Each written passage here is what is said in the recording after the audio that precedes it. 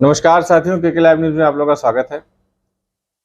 आज मैं आप लोगों के सामने उपस्थित हुआ हूं एक बहुत ही गहरा संकट जो अपने देश में इस समय अपना मीडिया, अपनी सरकारें बता रही हैं और हम लोग झेल भी रहे हैं। वो है बिजली संकट। अपने देश में बिजली संकट इतना बढ़ता जा रहा है, इतना गहराता जा रहा है कि देश की सरकार और प्रदेशों की सरकारें बड़ी ही चिंतित हैं और व्यथित हैं कि बिजली का क्या किया जाए। आम जनता परेशान है, खेतों में किसान सिंचाई के लिए परेशान है, रातों रात इंतजार कर रहा है कि बिजली कब आएगी और अपने खेत में पानी दे सकेंगे। घरों में घंटों घंटों बिजली नहीं आती, बिजली कटौती बढ़ती चली जा रही है।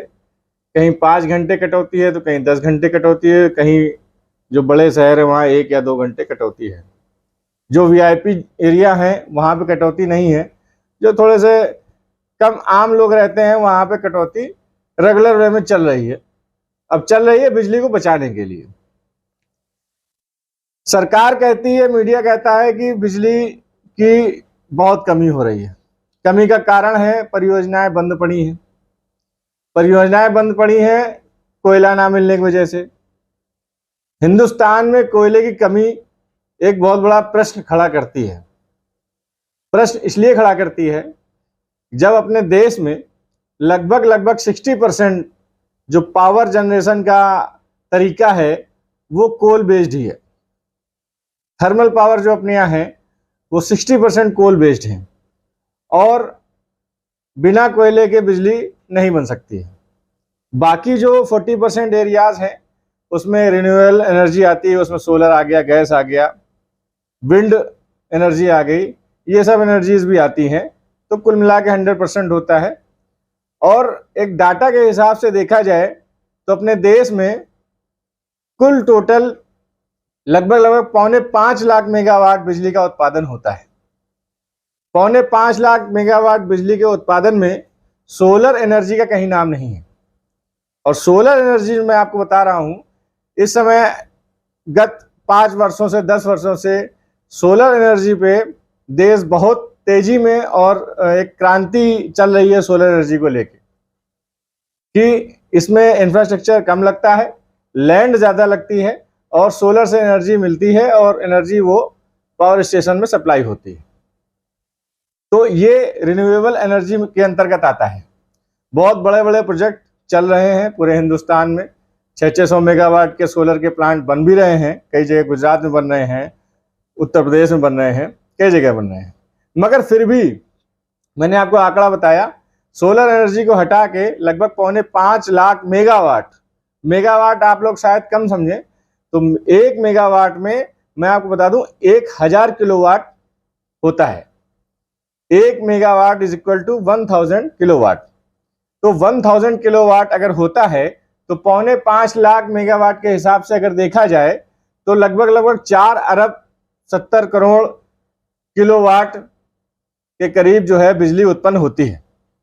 और उत्पन्न नहीं भी होती है तो इतने अपने पास पावर प्लांट और संसाधन है कि इतनी बिजली मिल जाए।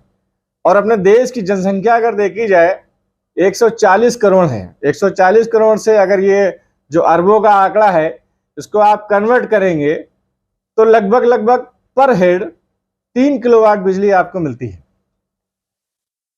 3 किलोवाट बिजली आपको पर हेड मिलती है। एक घर में अमूमन नॉर्मल 1 किलोवाट, 3 किलोवाट, 5 किलोवाट ऐसे कनेक्शन लिए जाते हैं, घरेलू कनेक्शन, डोमेस्टिक कनेक्शन। और एक घर में औसतन 4 से 5 व्यक्ति रहते हैं। तो आप इससे अंदाजा लगा लीजिए कि डोमेस्टिक यूज में बिजली की कितनी है। उसके बाद अपने पास और भी रिसोर्सेज हैं। जैसे कि सबसे ज्यादा जो बिजली कंज्यूम होती है वो होती है रेलवेज में। हिंदुस्तान में रेलवेज जो है बिजली का कंजम्पशन सबसे ज्यादा करता है। उसमें इंडियन रेलवे के सारे नेटवर्क हैं और साथ के साथ ही जो हमारे और आपके बीच में जो विकास की गति को तेज कर रहा है जो महानगरों में, बड़े शहरों में, वो है मेट्रो रेल। मेट्रो रेल भी बिजली से ही चलती है और भारी मात्रा में बिजली का कंजम्पशन इसमें होता है। उस हिसाब से हम लोग प्रोडक्शन बढ़ा पा रहे हैं कि नहीं बढ़ा पा रहे हैं, ये सरकार को विचारना चाहिए और सोचना चाहिए।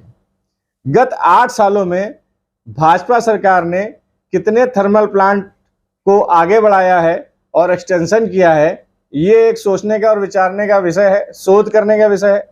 और कितने रिन्यूएबल प्लांटों को इन्होंने अप्रूवल दिया है, वो भी एक शोध करने का विषय है। मैं आपको बता दूं, अगर आप थोड़ा सा इसमें इंटरेस्ट लेते हो और जानकारी लेना चाहते हो या जागरूक होना चाहते हो, तो आपको एनर्जी पे थोड़ी स्टडी करनी चाहिए।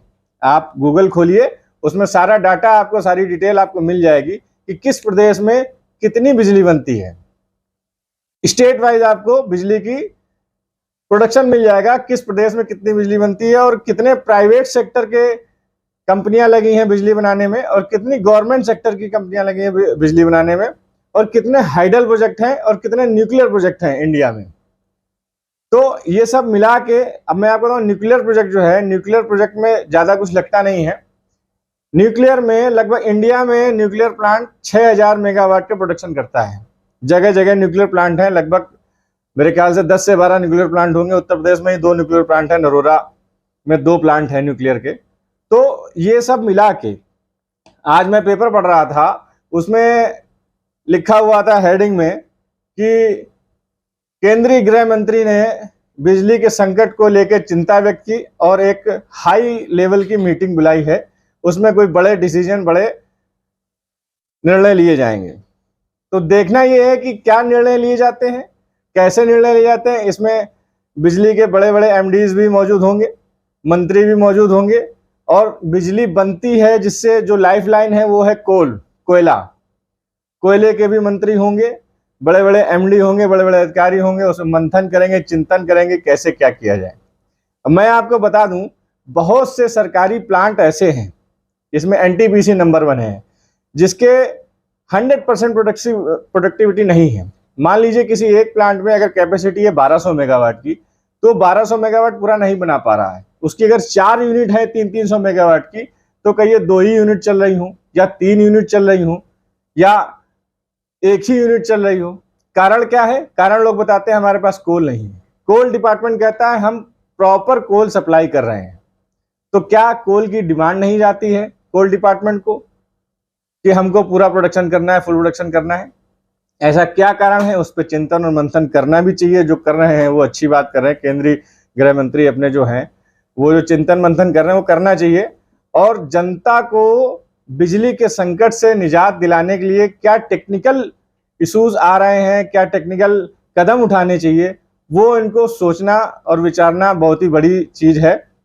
क्योंकि अपने हिंदुस्तान में मैं आपको बताऊं, अगर आप रिसर्च करेंगे, कोल माइंस बहुत ज्यादा है। आज भी इंडिया में इतने कोल माइंस हैं कि जिसका अगर हम लोग उपयोग करें तो हम लोग खुद की छोड़िए, हम लोग अदर कंट्रीज को भी बिजली सप्लाई कर सकते हैं अगर हम लोग ठीक से रिसर्च करें। तो हमारे पास कोल निकालने के लिए, खदानों से कोल निकालने के लिए रिसोर्सेज प्रॉपर होने चाहिए, हमें उसको भी बढ़ाना चाहिए। अगर उसको हम नहीं बढ़ा रहे तो ये भी हमारी कमी है।